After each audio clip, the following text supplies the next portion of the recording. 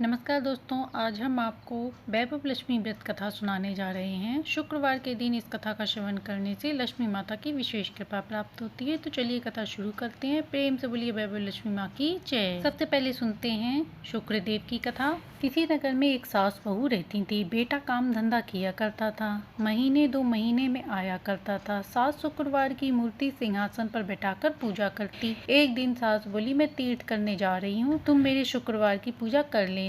सास चली गई। बहू ने नहा धोकर काम धंधा करके खा पी लिया। शुक्र महाराज आए और गुस्सा हो गए और वह तरह तरह की विपत्तियां देते गए। बच्चे बहू बीमार होते गए, लड़के का काम छूट गया, बीमारी में सब पैसा खत्म हो गया। बहू पूजा पाठ नहीं करती थी, इसीलिए वह शुक्रवार की मूर्ति झाड़ पोंछ कर कूड़े में डाल आई। जब साग तीत करके घर आई तो देखा घर में बहुत दुख हो रहा है। रात को सपने में शुक्र महाराज ने कहा, तेरी बहू ने मेरी पूजा नहीं करी, इसीलिए तेरा सारा धन नष्ट हो गया। सुबह उठकर सास ने देखा तो मूर्ति नहीं है।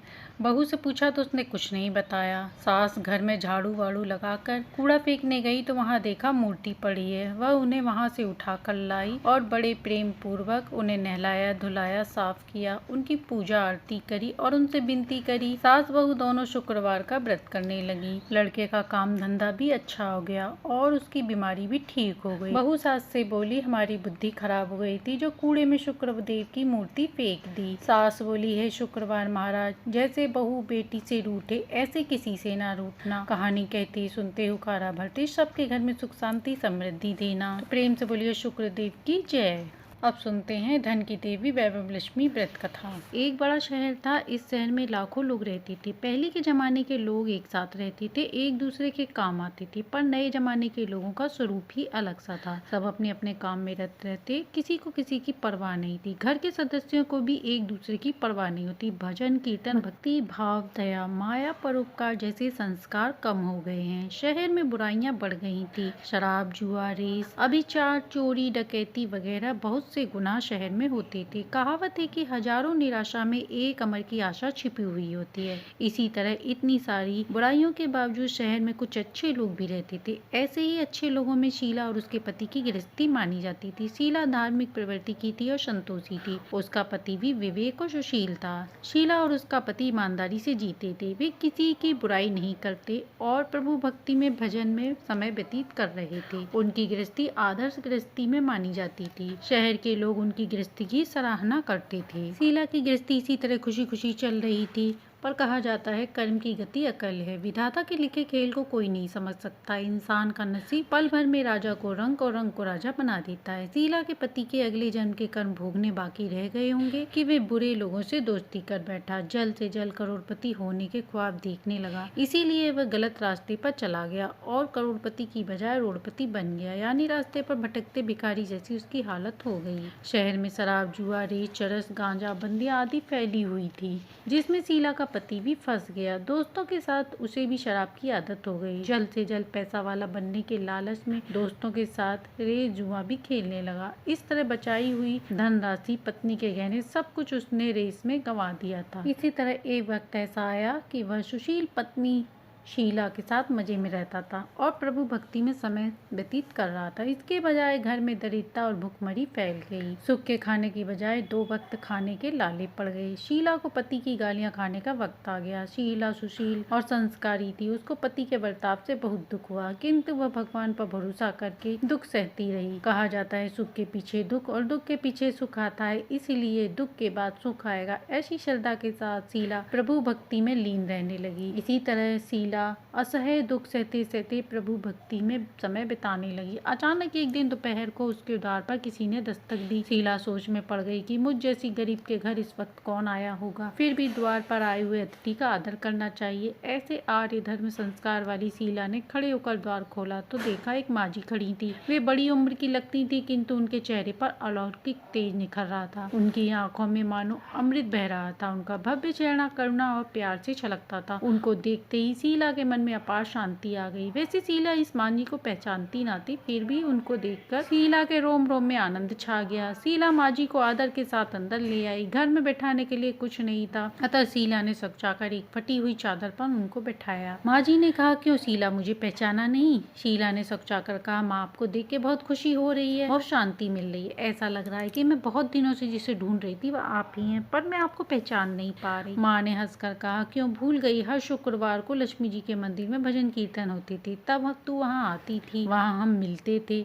पति गलत रास्ते पर चला गया, तब से शीला दुख की मारी हो गई और वह लक्ष्मी जी के मंदिर भी नहीं जाती थी। बाहर के लोगों के साथ नजर मिलाने से उसे शर्म आती थी। उसने याददाश्त पर जोर दिया, पर यह माँ जी उसे याद नहीं आ रही थी। तभी माँ ने कहा, तुम मंदिर में कितने मधुर भजन गाती थी, अभी अभी तू दिखाई नहीं दी, इसलिए लगा कि तू कहीं चली तो नहीं गई या बीमार तो नहीं हो गई। ऐसा सोचकर मैं तुझसे मिलने चली आई हूँ। माँ के अति प्रेम भरे शब्दों से शीला का हृदय पिघल गया। उसकी आंखों में आंसू आ गए। माँ के सामने वह बिलक बिलक कर रोने लगी। यह देखकर माँ शीला के नजदीक सरकी और उसकी सिसकती पीठ पर प्यार भरा हाथ फेर कर सांत्वना देने लगी। माँ ने कहा, बेटी, सुख और दुख धूप और छांव होते हैं। सुख के पीछे दुख आता है और दुख के पीछे सुख आता है। धैर्य रखो बेटी। और तुझे क्या परेशानी है? तेरे दुख की बात मुझे सुना, तेरा मन भी हल्का हो जाएगा और तेरे दुख का उपाय भी मिल जाएगा। माँ की बात सुनकर शीला के मन में शांति आ गई। उसने माँ जी से कहा, माँ, मेरी गृहस्थी में भरपूर खुशियाँ सुख शांति थी। मेरे पति सुशील थे। भगवान की कृपा से पैसे की भी कमी नहीं थी। हमें सब संतोष था। हम शांति से गृहस्थी चलाते ईश्वर भक्ति में समय व्यतीत कर रहे थे। यकायक हमारा भाग्य हमसे रूठ गया। पति को बुरे लोगों से दोस्ती हो गई। बुरे दोस्तों की वजह से वह रेत, जुआ, शराब आदि खराब आदतों के शिकार हो गए। उन्होंने सब कुछ गंवा दिया और हम रास्ते के भिखारी बन गए। यह सुनकर माँ ने कहा, सुख के पीछे दुख और दुख के पीछे सुख आता है। ऐसा भी कहा जाता है, कर्म की गति न्यारी है। हर इंसान को अपने कर्म भुगतने पड़ते हैं, इसलिए तू चिंता मत कर।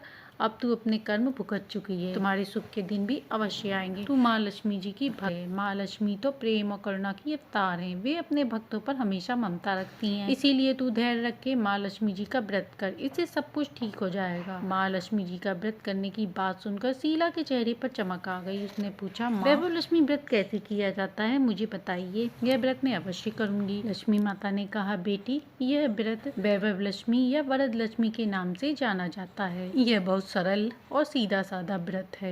इस व्रत को करने से सभी मनोकामनाएं पूर्ण होती है। वह सुख, संपत्ति और यश की प्राप्ति होती है। ऐसा कहकर माँ जी वैभव लक्ष्मी व्रत की विधि कहने लगी। बेटी, वैभव लक्ष्मी व्रत वैसे तो सीधा साधा है, किंतु कई लोग गलत तरीके से करते हैं तो उसका फल नहीं मिलता। कई लोग कहते हैं सोने के गहने की हल्दी कुमकुम से पूजा करो, बस व्रत हो गया। पर ऐसा नहीं है। कोई भी व्रत शास्त्रीय विधि पूर्वक करना चाहिए, तभी उसका फल मिलता है। सोने के गहने की पूजा करने से फल मिल जाता तो आज सभी लोग लखपति बन गए होती। सच्ची बात यह है कि सोने के गहने का विधि पूर्वक पूजन करना चाहिए। व्रत की उद्यापन विधि भी शास्त्रीय विधि मुताबिक करनी चाहिए, तभी यह व्रत फल देता है। यह व्रत शुक्रवार को करना चाहिए। सुबह स्नान करके स्वच्छ वस्त्र धारण करें। सारा दिन जय माँ लक्ष्मी का रटन करें। किसी की चुगली नहीं करनी चाहिए। शाम को पूर्व दिशा में मुख करके इसी तरह आसन पर बैठ जाएं। सामने पाटा रखकर उसके ऊपर रुमाल रखें। रुमाल पर चावल का छोटा सा ढेर करें। उस ढेर पर पानी से भरा तांबे का कलश रखें। कलश पर एक कटोरी रखें। उस कटोरी में सोने का गहना रखें। सोने का ना हो तो चांदी का भी चलेगा। चांदी का नहीं है तो रुपया नगद भी चल सकता है। बाद में घी का दीपक जलाकर धूप बत्ती सुलगा कर रखें।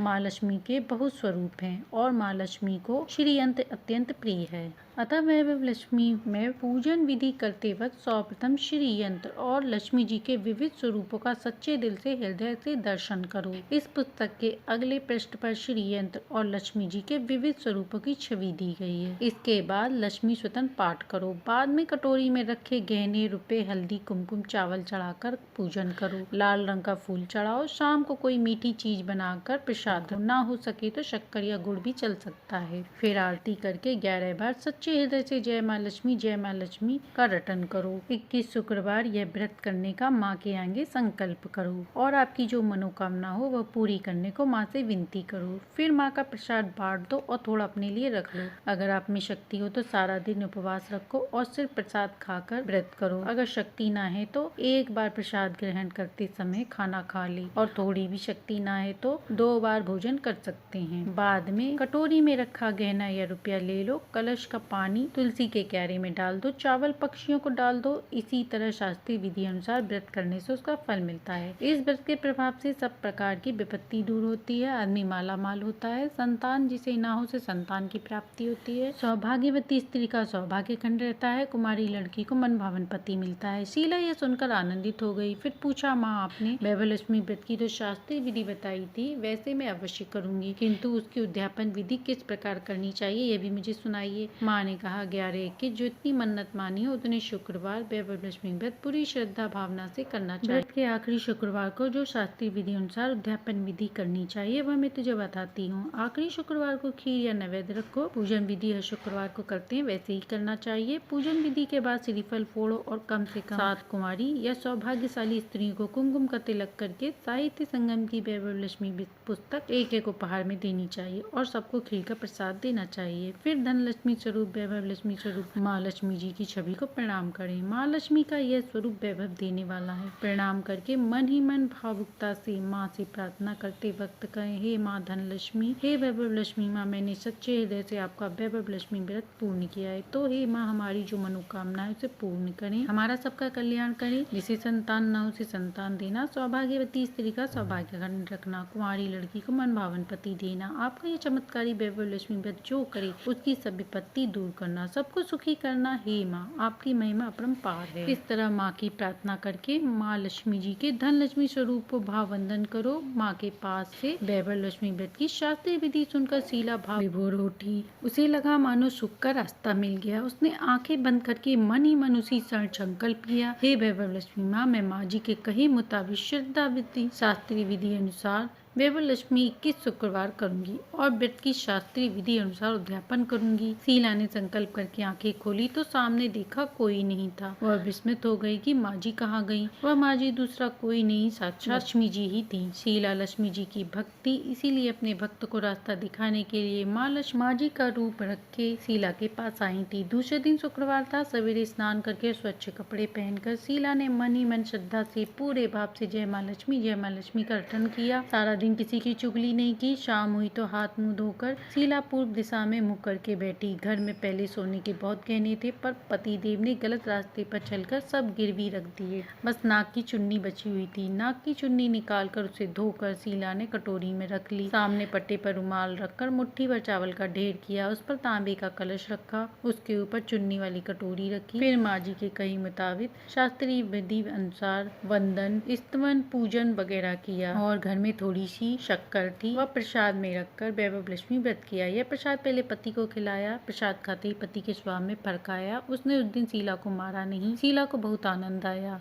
उसके मन में वैभवलक्ष्मी व्रत के लिए श्रद्धा बढ़ गई। शीला ने पूर्ण श्रद्धा भक्ति से 21 शुक्रवार तक वैभवलक्ष्मी व्रत किया। 21वें शुक्रवार को माँ जी के कही मुताबिक उद्यापन विधि करके 7 स्त्रियों को वैभवलक्ष्मी व्रत की पुस्तकें उपहार में दी। फिर माँ जी के धन लक्ष्मी स्वरूप की छवि को वंदन करके भाव से मन ही मन प्रार्थना करने लगी, हे माँ धन लक्ष्मी, मैंने आपका वैभवलक्ष्मी व्रत करने की जो मन्नत मानी थी आज वह व्रत पूर्ण किया। हे माँ मेरी हर विपत्ति दूर करें, हमारा कल्याण करें। जिसे संतान न हो उसे संतान देना, सौभाग्यवती स्त्री का सौभाग्य खंड रखना, कुंवारी लड़की को मन भावन पति देना। आपका ये चमत्कारी वैभवलक्ष्मी व्रत जो करे उसकी सब विपत्ति दूर करना, सबको सुखी रखना। हे माँ लक्ष्मी आपकी महिमा अपार है। ऐसा बोलकर लक्ष्मी जी के धन लक्ष्मी स्वरूप की छवि को प्रणाम किया। इस तरह शास्त्रीय विधि पूर्वक शीला ने श्रद्धा भाव से व्रत किया और तुरंत ही उसे फल मिला। उसका पति गलत रास्ते पर चला गया था, वह अच्छा आदमी हो गया और कड़ी मेहनत से व्यवसाय करने लगा। माँ लक्ष्मी वैभवलक्ष्मी व्रत के प्रभाव से उसको ज्यादा मुनाफा होने लगा। उसने तुरंत शीला के गिरवी गहने छुड़ा लिए। घर में धन की बाढ़ आ गई। घर में पहले जैसी सुख शांति छा गई। वैभवलक्ष्मी व्रत का प्रभाव देखकर मोहल्ले की दूसरी स्त्रियां भी शास्त्रीय विधि पूर्वक वैभवलक्ष्मी व्रत करने लगी। हे माँ लक्ष्मी, जैसे आप शीला पर प्रसन्न हुई उसी तरह आपका व्रत करने वाले सब पर प्रसन्न होना, सबको सुख शांति समृद्धि देना। तो प्रेम से बोलिए जय धन लक्ष्मी माँ, जय वैभवलक्ष्मी माँ। अब सुनते हैं लक्ष्मी माता की आरती। ओम जय लक्ष्मी माता मैया, जय लक्ष्मी माता, तुमको निशि दिन सेवत हरि विष्णु ध्याता। ओम जय लक्ष्मी माता। उमा रमा ब्रह्मांडी तुम ही जग माता, सूर्य चंद्रमा ध्यावति नारद ऋषि ज्ञाता। ओम जय लक्ष्मी माता, दुर्गा रूप निरंजनी सुख संपत्ति दाता। जो कोई तुमको ध्याता, रिद्धि सिद्धि धन पाता। ओम जय लक्ष्मी माता, तुम पाताल निवासिनी तुम ही शुभदाता। कर्म प्रभाव प्रकाशिनी भव निधि की त्राता। ओम जय लक्ष्मी माता, जिस घर में तुम रहती सब सद्गुण आता। सब संभव हो जाता, मन नहीं घबराता। ओम जय लक्ष्मी माता, तुम बिन यज्ञ न होवे, वस्त्र न कोई पाता। खान पान का वैभव सब तुमसे आता। शुभ गुण मंदिर सुंदर क्षीर दी जाता। रत्न चतुर्थ तुम बिन कोई नहीं पाता। ओम जय लक्ष्मी माता, महालक्ष्मी जी की आरती जो कोई नर गाता। और आनंद समाता, पाप उतर जाता। ओम जय लक्ष्मी माता, बोलो भगवती लक्ष्मी जी की जय। तो ये थी शुक्रवार के दिन सुनी जाने वाली वैभव लक्ष्मी व्रत कथा आरती सहित, जिसे सुनने से लक्ष्मी जी की विशेष कृपा प्राप्त होती है। कथा अच्छी लगी हो तो लाइक शेयर एंड सब्सक्राइब करें।